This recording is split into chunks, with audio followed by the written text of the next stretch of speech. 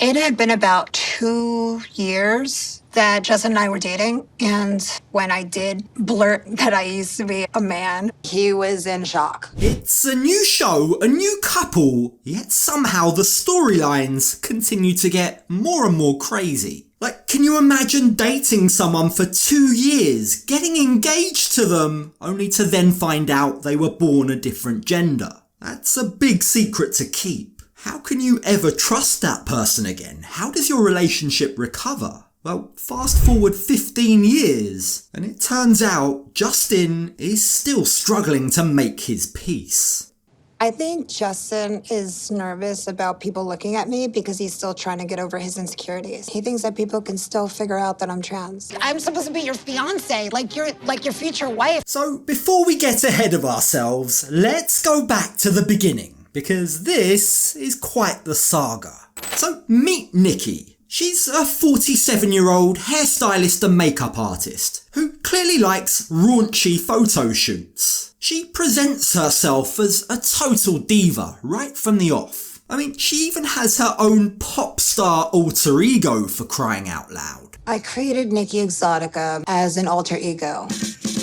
I wanted to have another persona and then come home and be normal again and be Nicole. This lady is clearly very eccentric. She loves the colour pink and refuses to do things by half measures, even when it comes to plastic surgery. She admits she's had a lot of procedures. In fact, quite a bizarre list of them. You name it, she's pretty much done it. I've done every plastic surgery procedure from head to toe. Nose, lips, jaw, chin, cheek implants, eye color change. I beg your pardon? Eye colour altering surgery? Wow, that's a new one to me. By her own admission, from head to toe, there's just about nothing she hasn't tinkered with. And while to some, excessive amounts of plastic surgery might scream insecurity, Nikki assures us that that's no longer the case. She's come a long way from the old her. There was a time where I didn't love myself. I was going through a really dark time. Now I'm finally at a place where I'm happy and I love myself. Now I can actually invite love into my life. But before she got round to inviting the right kind of love into her life, she was previously attracting the wrong kind of guys. Guys that got into trouble. I'm talking really shady characters. As she describes her history with an ex from 17 years ago, it sounds like something from a mafia film. He was the love of my life. We were supposed to get married. It's just that he was a bad boy. And he would get into trouble, and he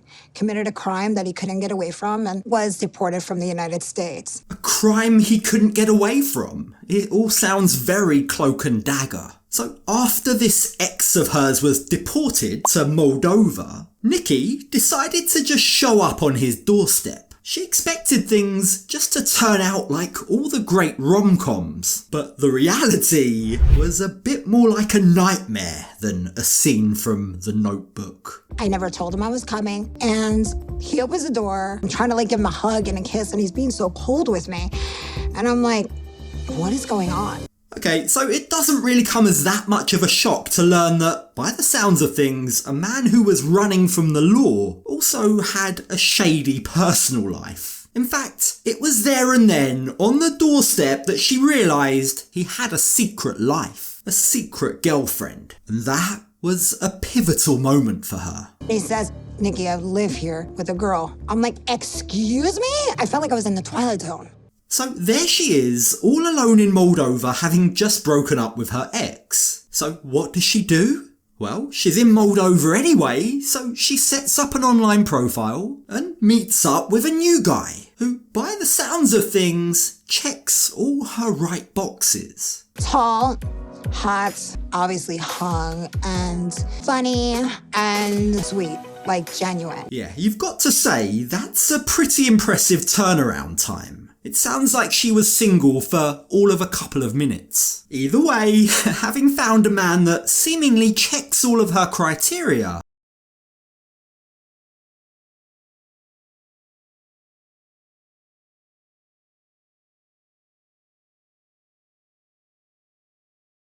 I just couldn't fathom the name Igor because it just reminds me of, Frankenstein's assistant. Yeah, I mean, if all of the plastic surgery didn't make her look superficial, insisting on changing her partner's name just about does the trick.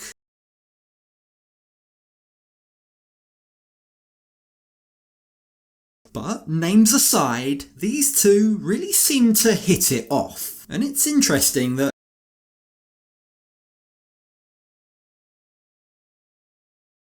falling for a gentleman.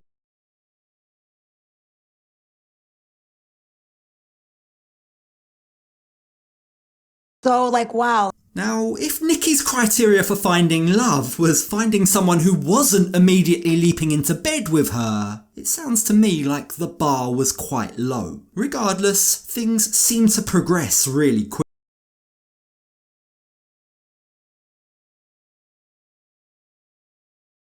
You see, after coming and going back and forth to Moldova 4 times, Mr. Igor got down on one knee. It was so romantic. You hear the birds chirping. Baby, you husband. Now, in typical 90-Day Fiancé fashion, these two were in for a rude awakening, because they soon discovered that the real world was very, very different. You see, Nikki applied and got a K1 visa for Justin. He actually moved to the US. The countdown began. They had 90 days to get married. Only very, very soon after landing, they called things off. But 2 weeks after Justin came the first time, we had some issues and it just couldn't be worked on.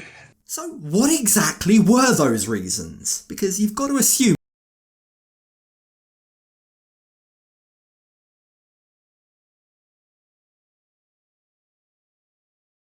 marry the love of his life and spend the rest of his days with her.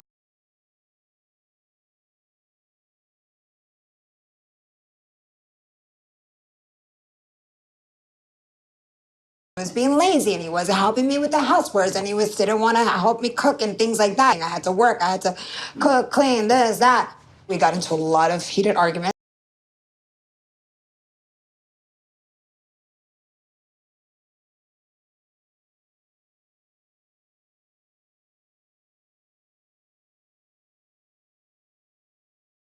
This isn't something that you could have resolved. Well, as we find out, the truth behind their breakup was something a little more intense. And in one of those arguments, I said, yeah, well, I have a secret to tell you. I used to be a man. And he freaked. Okay, that one sounds a lot more serious. It's funny how she felt the need to preface that by talking about their arguments. Look, whether or not he was being lazy, whether or not they were arguing,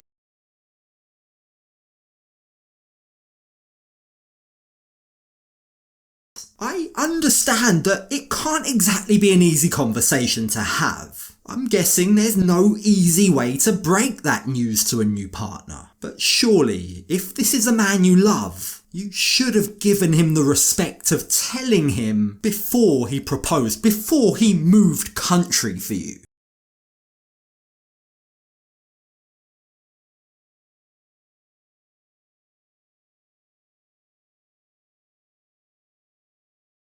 Story ended there. Well, at least that chapter did. Because fast forward from 2007, when all of this occurred, to 2020. That was the year that conversation between them got serious again. They realised that there was still a spark there. But years ago, we got into a conversation. He's like, how's everything? I was like, oh, I'm single, but I'm in a much better place now. I'm happy. I love my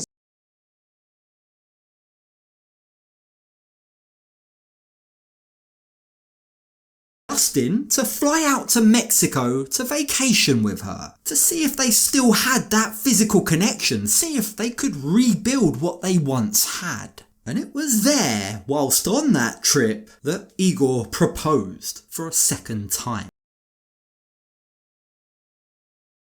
And he proposed to me. And then I applied for the K1 visa a second time. Now, we're not told how long this vacation was. Presumably 1, maybe 2 weeks together in person?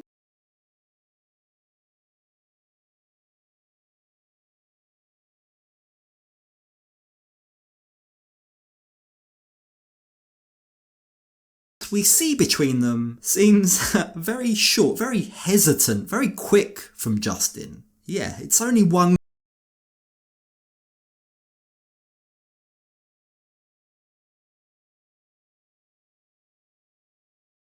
that will be something to look out for when they reunite again. So after everything that they've been through, you'd think that Nikki must be over the moon, right? Well, not exactly. Honestly, there's just some concerns that I have with our relationship. So before the K1 visa gets approved, we have some things to work on.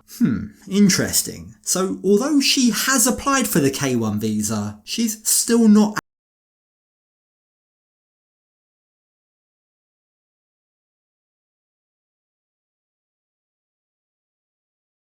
she needs him to pass this test before they go any further. But Nikki clearly isn't the only one with hang-ups about this relationship.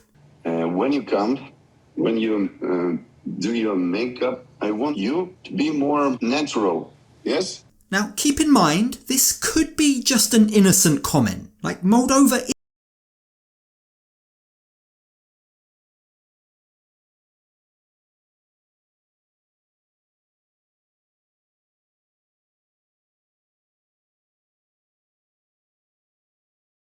to blend in and not to look like a drag queen, to use her words.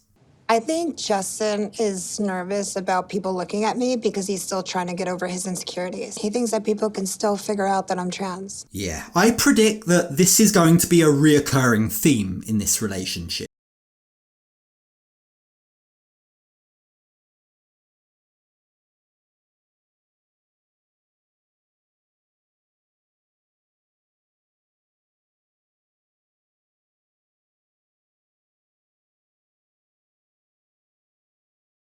Of being hitched to a man who won't satisfy her needs. 15 years ago, I'm just like, what changed? Based on her personality, based on her life experiences, Nikki isn't the kind of lady that's just gonna put up with that.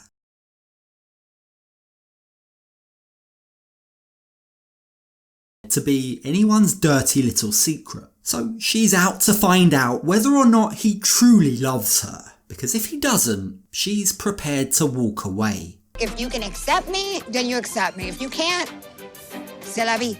So what's the real deal here? The fact that they were once about to get married and the fact that they've stayed in contact after all these years does suggest that there is a real connection. It's just whether or not Justin, Igor,